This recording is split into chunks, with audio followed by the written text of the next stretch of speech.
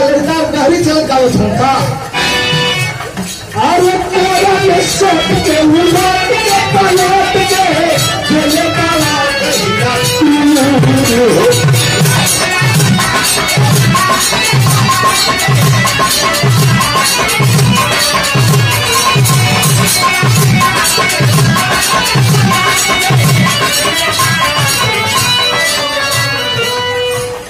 बाजा है बजट लगा रजा तो वहां से सुनले है वहां खड़ा लगल है बनी के घेरे हिलो हां हां हां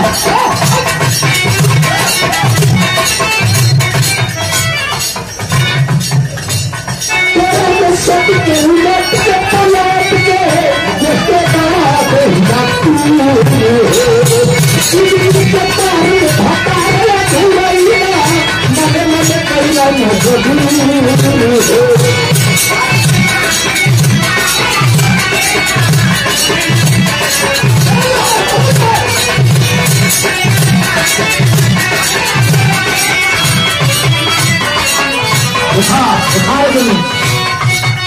अल्लाह अल्लाह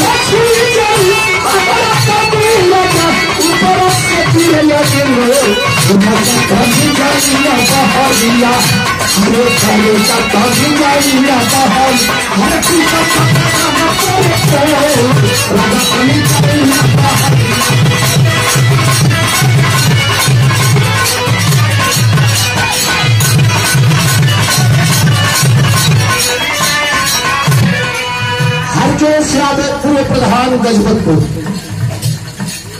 200 रुपया पुरस्कार गजपतपुर पूर्व प्रधान हरकेश भैया का पुरस्कार कोई विराज में दिया वर्तमान प्रधान नाम कहा पूर्व प्रधान चपल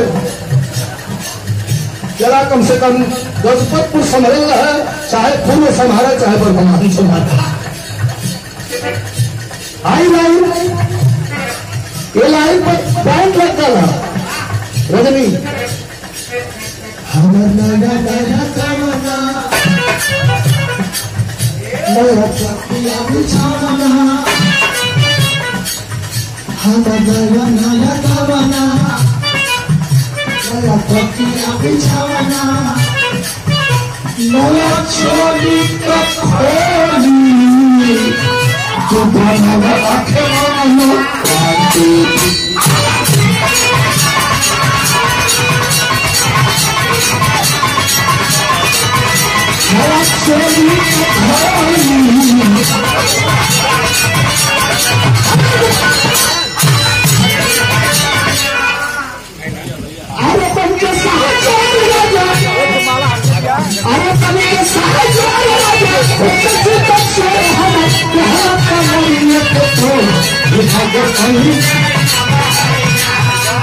अच्छा ये उनके पतंग आजकल का चला था मास्टर